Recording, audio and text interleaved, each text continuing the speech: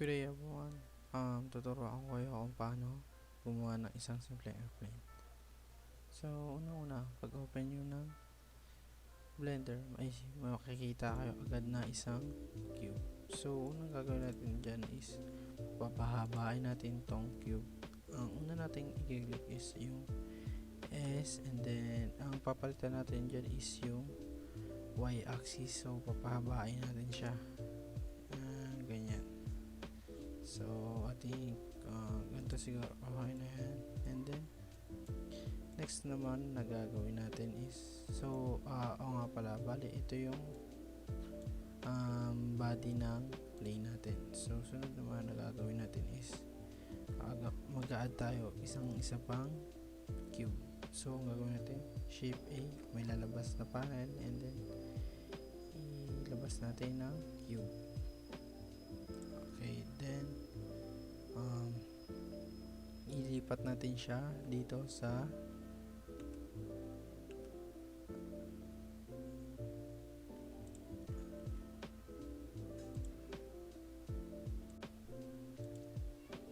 so next naman natin gagawin is i-click natin yung edit mode, which is yung tab key, and then select natin tong face na to para mabago natin ang, so balik-click muna natin tong face select para ma-click natin itong harap.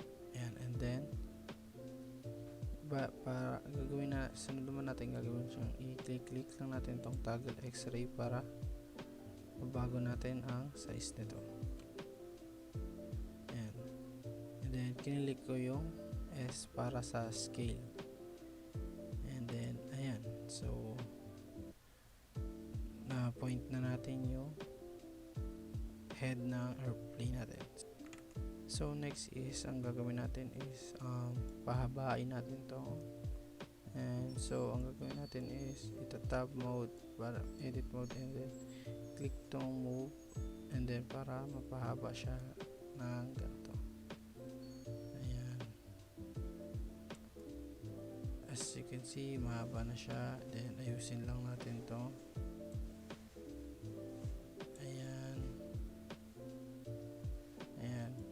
So, okay, next naman natin gagawin is mag-add tayo ulit ng isa pang box.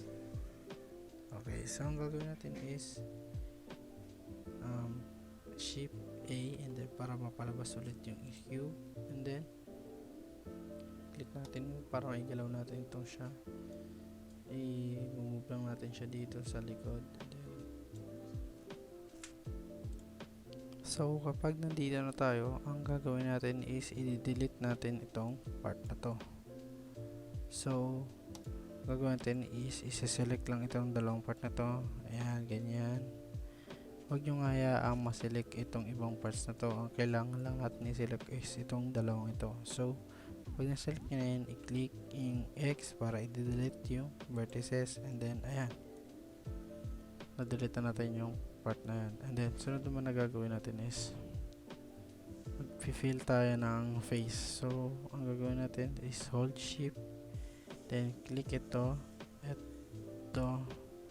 and then click natin yung F para yan, karoon na siya ng ganyan.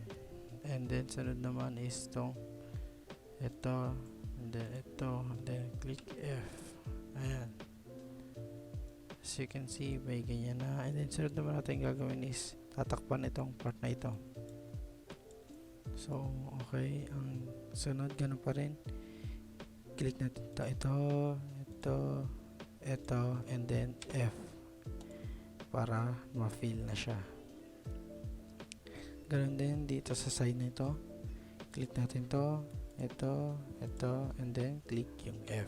Ayan, as you can see, malapit na mabuo yung ating airplane.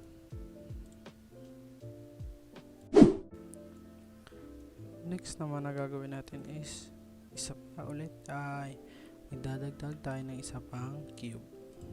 And then move natin siya dito sa right side, and then lagay lang natin siya dito, and then baba para sumakto. And then ang gagawin natin is i-scale natin siya. Scale natin siya into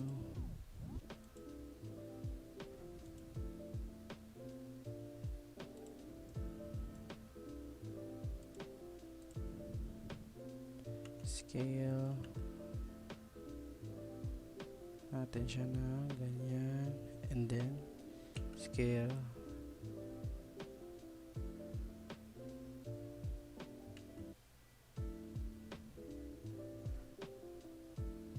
scale ko siya ng z-axis, and then scale ko ulit siya ng x-axis ay ng scale ko siya ng y-axis para humaba. Ayan. And then sunod naman is iaangat lang natin siya ng konti, and then scale ko ulit siya ng x-axis para humaba, and then iusog ko lang siya dito.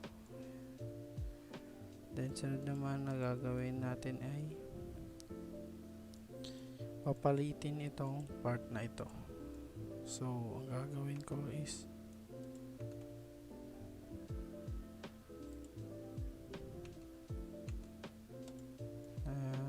and then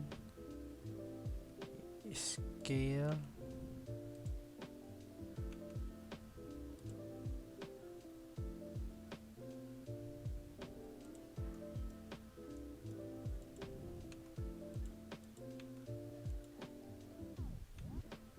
top mode, and then click natin to.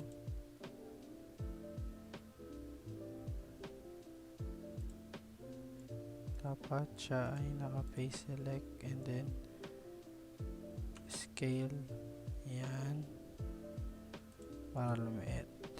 Ayan. So okay, and then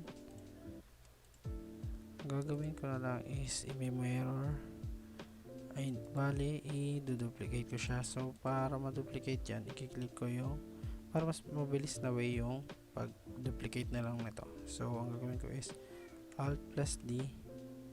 Ayan.